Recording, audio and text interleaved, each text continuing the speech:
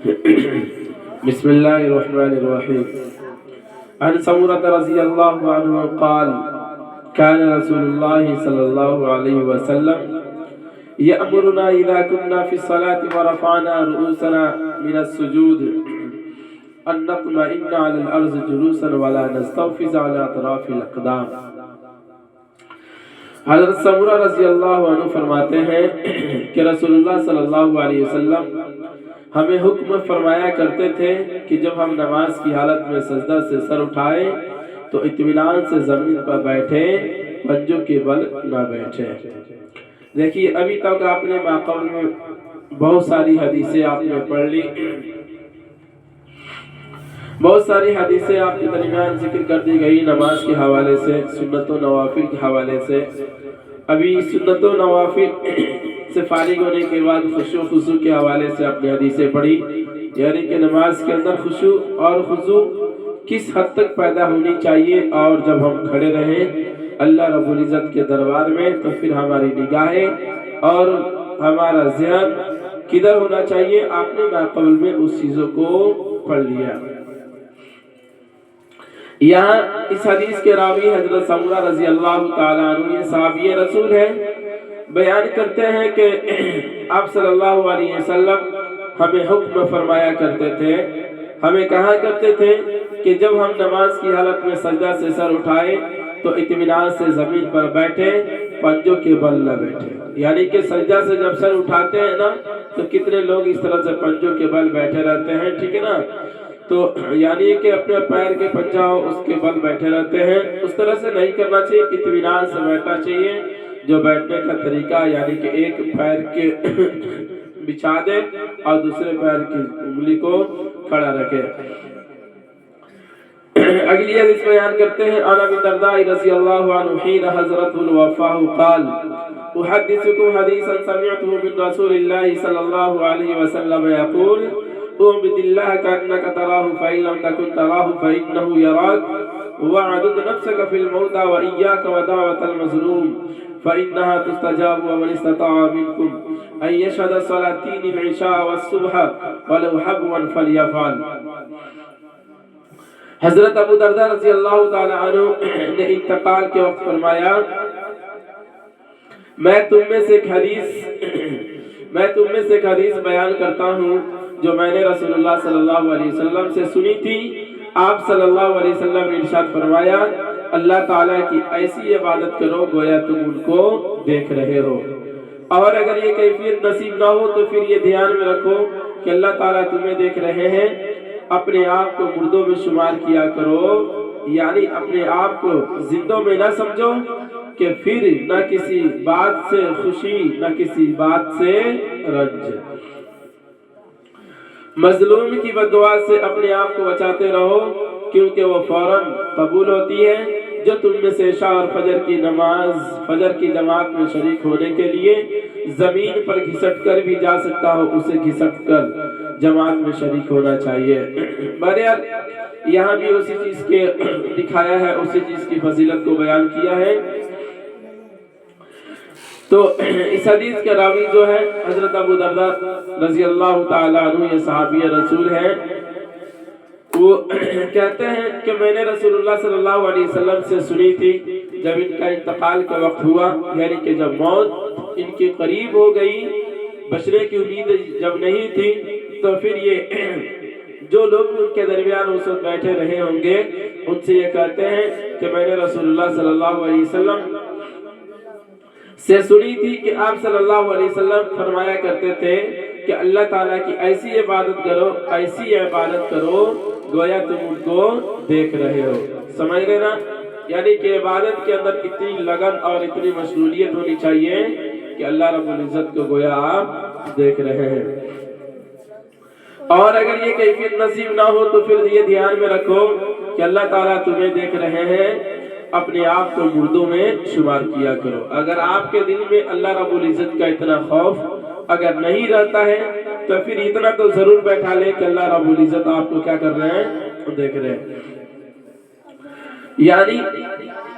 اپنے آپ کو مردہ شمار کرنے کا کیا مطلب ہوا اس کو بیان کرتے ہیں. अपने आप को जिंदा में न समझो, फिर न किसी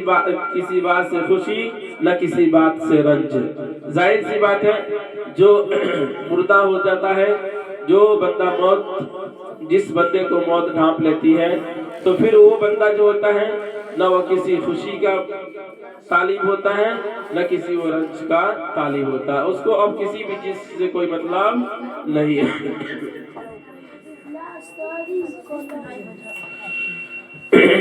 आगे बयान किया कि मजलूम की बद्दुआ से अपने आप को बचाते रहो, क्योंकि वो फौरन कबूल होती है। यानी कि मजलूम की बद्दुआ से बचाते रहो, जो कमजोर है तो उसकी बद्दुआ से, और जिसके ऊपर जुल्म किया गया है, यानी कि ना किसी के ऊपर जुल्म मत करो, ठीक है ना। चूंकि मजलूम की दुआ जो होती है वो डायरेक्ट अल्लाह रब्बुल इज्जत के दरबार में कबूल की जाती है। जो तुम में से इशा और फजर की जमात में शरीक होने के लिए जमीन पर घिसट कर भी जा सकता हो, उसे घिसट कर जमात में शरीक होना चाहिए। यानी कि इशा और फजर समझ रहे ना, अगर उसको कितनों तकलीफ की ना हो तो उसे ये चाहिए कि हम क्या हो, जमात के अंदर जाकर शरीक हो जाए। अगली हदीस बयान करते हैं, अली बिन उमर रज़ियल्लाहु अन्हु क़ाल क़ाल रसूलुल्लाह सल्लल्लाहु अलैहि वसल्लम सल्ली सलात मुवद्दिइन कअन्नका तराहु फ़इन कुन्ता ला तराहु फ़इन्नहु यराक। हज़रत अब्दुल्लाह बिन उमर रज़ियल्लाहु अन्हु रिवायत करते हैं कि रसूलुल्लाह सल्लल्लाहु अलैहि वसल्लम ने इरशाद फरमाया, उस शख्स की तरह नमाज पढ़ा करो जो सबसे रुखसत होने वाला हो, यानी जिसको गुमान हो कि ये मेरी जिंदगी की आखिरी नमाज है, और इस तरह नमाज पढ़ो गोया तुम अल्लाह ताला को देख रहे हो। अगर ये हालत पैदा ना हो सके तो कम अज कम ये कैफियत जरूर हो कि अल्लाह ताला तुम्हें देख रहे हो। यहाँ भी उसी चीज को जिक्र करते हैं, यानी इस हदीस के अंदर भी नमाज के अंदर की कैफियत को जिक्र करते हैं कि नमाज में आपकी कैफियत किस हद तक होनी चाहिए, किस दर्जे तक होनी चाहिए। तो बयान करते हैं, इस हदीस के रावी जो है हजरत अब्दुल्ला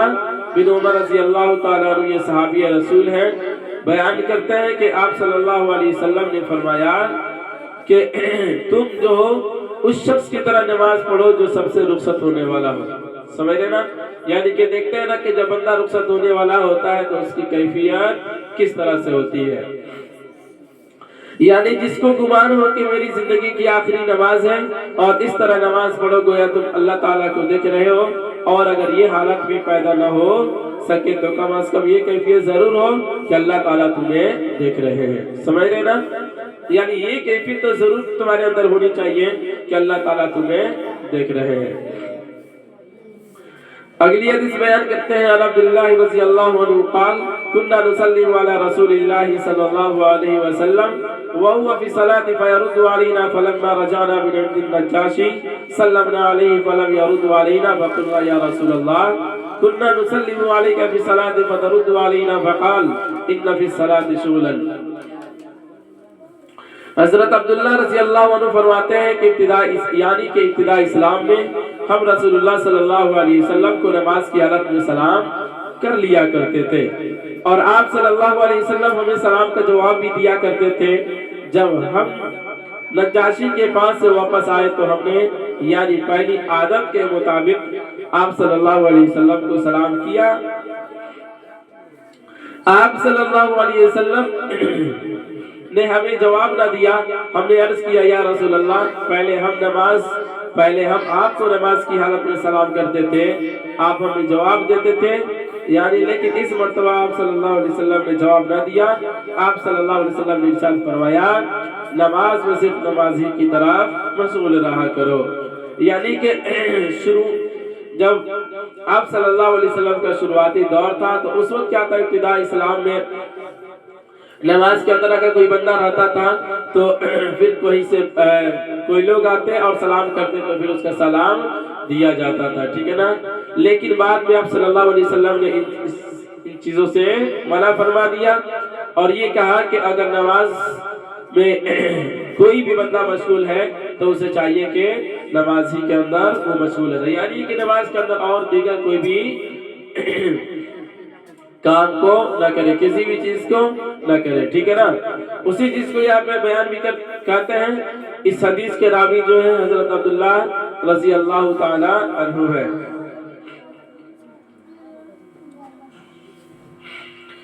بیان کرتے ہیں کہ جب ابتدائی اسلام میں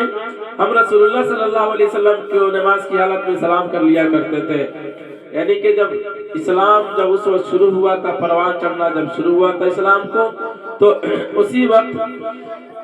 بیان کرتے ہیں کہ ہم رسول اللہ صلی اللہ علیہ وسلم کو نماز کی حالت میں سلام کر لیا کرتے تھے، اور آپ صلی اللہ علیہ وسلم ہمیں سلام کا جواب بھی دیا کرتے تھے۔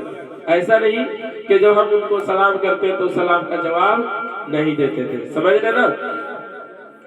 جب ہم نجاشی کے پاس سے واپس آئے تو ہم نے پہلی عادت کے مطابق آپ صلی اللہ علیہ وسلم کو سلام کیا،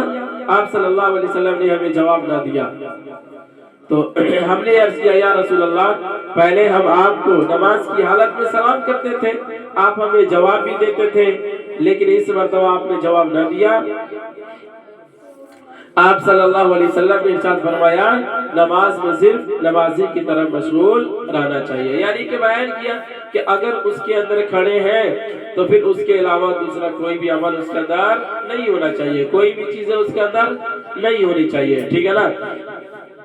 ساری چیزوں سے منع فرما دیا گیا۔ اگلی حدیث بیان کرتے ہیں عبداللہ رضی اللہ عنہ قال رأیت رسول اللہ صلی اللہ علیہ وسلم یصلی وفی صدرہ عزیز کعزیز الحرہ من البکائی۔ حضرت عبداللہ رضی اللہ عنہ فرماتے ہیں کہ میں نے رسول اللہ صلی اللہ علیہ وسلم کو نماز پڑھتے ہوئے دیکھا، آپ صلی اللہ علیہ وسلم کے سینے مبارک سے رونے کی آواز یعنی سانس رکنے کی وجہ سے ایسی مسلسل آ رہی تھی جیسے چکی کی آواز ہوتی ہو۔ یعنی یہ کہ اس حدیث کے اندر کیفیت کو ذکر کیا کہ یعنی کہ آپ صلی اللہ علیہ وسلم جب نماز پڑھتے تھے تو ان کے دل میں اللہ سے کتنا ڈر اور کتنا خوف رہتا تھا، سمجھ رہے نا؟ اس خوف کی بنیاد پر وہ ان کی کیفیت کیا رہتی تھی اس چیز کو یہاں پہ ذکر کرتے ہیں، سمجھ رہے نا؟ تو اسی چیز کو بیان کرتے ہیں۔ اس حدیث کے راوی جو ہیں حضرت عبداللہ رضی اللہ تعالیٰ عنہ، یہ صحابی رسول ہے، بیان کرتے ہیں کہ نماز آپ صلی اللہ علیہ وسلم کو ہم نے دیکھا تھا کہ نماز جب وہ پڑھتے تھے تو آپ صلی اللہ علیہ وسلم کے سینے مبارک سے رونے کی آواز یعنی سانس رکنے کی وجہ سے ایسی مسلسل آ رہی تھی جیسے چکی کی آواز ہوتی ہو، سمجھ رہے نا؟ جس طرح سے چکی چلتی ہے تو اس سے جو آوازیں پیدا ہوتی ہے تو اس طرح سے آپ صلی اللہ علیہ وسلم کے سینے سے آوازیں آ رہی تھی، سمجھ رہے نا؟ یعنی کہ آپ صلی اللہ علیہ وسلم نے اپنی امت کو یہ ذکر بتلا دیا کہ نماز کے اندر تمہاری کیا کہتے ہیں، نماز کے اندر تمہاری کیفیت جو ہو وہ تمہیں میری طرح ہونی چاہیے، جتنا زیادہ سے زیادہ ہو سکے اپنی نمازوں کے اندر خشوع خضوع پیدا کرو، سمجھ رہے ہیں؟ اس چیز کو اپنے ماقبل میں بھی پڑھا ہے کہ آپ صلی اللہ علیہ وسلم قیام کی حالت میں جب کھڑے ہوتے تو اتنی دیر کھڑے رہ جاتے تھے کہ ان کا دونوں پاؤں جو ہوتا تھا وہ پھول جاتا تھا، پڑھے ہیں نا ماقبل میں حدیثیں پڑھے ہیں، پھول جاتا تھا۔ تو صحابہ کرام نے عرض کیا یا رسول اللہ آپ کے تو اللہ تعالیٰ اگلے اور پچھلے سارے گناہ معاف کر دیے ہیں، تو پھر آپ کو اتنی زیادہ لمبی قیام کرنا اور نماز کے اندر اتنا زیادہ کھڑا رہنا یہ کیوں آپ کھڑے رہتے ہیں؟ تو آپ صلی اللہ علیہ وسلم نے وہاں بتایا تھا کہ بھلے اللہ تعالیٰ ہمارے پچھلے اور اگلے گناہ کو معاف کر دیے ہیں تو کیا میں اللہ رب العزت کا شکر ادا نہ کروں، یعنی کہ اللہ رب العزت کا میں شکر گزار بندہ نہ بنوں، اس وجہ سے میں نمازیں پڑھتا ہوں، سمجھ رہے نا؟ چلیے